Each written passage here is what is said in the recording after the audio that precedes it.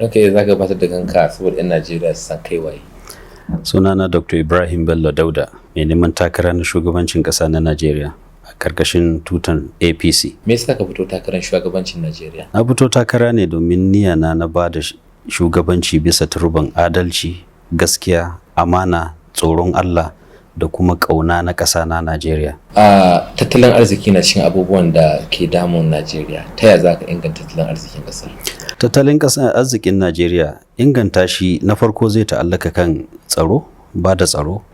Na biyu, ba da aiki, koyar da sana'a da horaswa ga mata, matasa da al'ummar Najeriya, da kuma kulawa da dokoki da duk wasu abubuwan da suka shafi tattalin arziki na Najeriya, gamayya da haɗa kai da aiki ga dokoki da kuma hukumomi na Najeriya wanda ya shafi gwamnati, babban bankin Najeriya, babbar ministry na kuɗi da duk wasu abubuwan da ya shafi gudanar da tattalin arzikin Najeriya. Kusan tsaro za a ce kusan abin kullum sai a ce gara jiya iyo matsala ce da ake ta kan gaba a kan baya.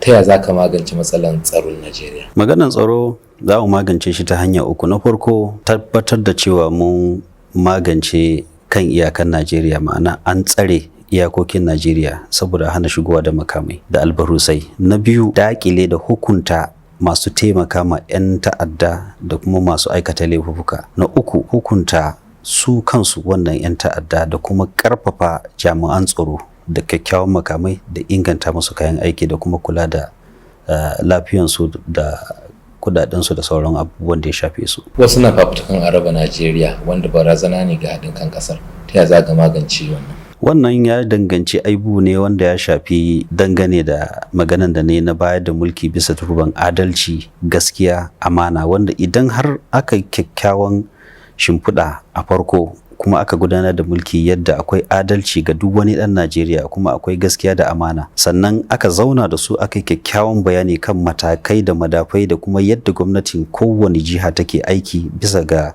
gwamnatin tarayya, gwamnatin jiha da gwamnatin karamar hukuma, suka fahimci inda gwamnati ke aiki da kuma gaskiya da amana, to waɗannan matsaloli su ma da su kawo. Ya tsarin ka zai kasance na harkokin ƙasashen waje wanda a turanci ake kira foreign policy? To wannan za mu duba yarjejeniyoyi da takardu da aka Najeriya ta rattaba hannu a kai, mu ga abubuwan da suke ƙasa, sannan mu ga tsarin diplomadiyya da za mu ɗauka mu ƙara ingantawa tsakanin Najeriya da waɗannan ƙasashe, sannan za mu mai da hankalinmu wurin maganan shigowa da ilimi da fasaha, musamman abin da ya danganci 'yan Najeriya da dubban 'yan Najeriya ko in ce miliyoyin 'yan Najeriya da ke ƙasashen waje, wurin dawowa da kimiyya da fasaha da ilimin da suke da shi da kuma haɗa kai da waɗannan gwamnatoci wurin tattalin arziki da bunƙasa tattalin arziki da abubuwan da suka shafi al'amura na yau da kullum tsakanin Najeriya da waɗannan ƙasashe. Muna godiya damar da ka ba sashen Hausa na Radio France International. Na godiya kwarai mutuka.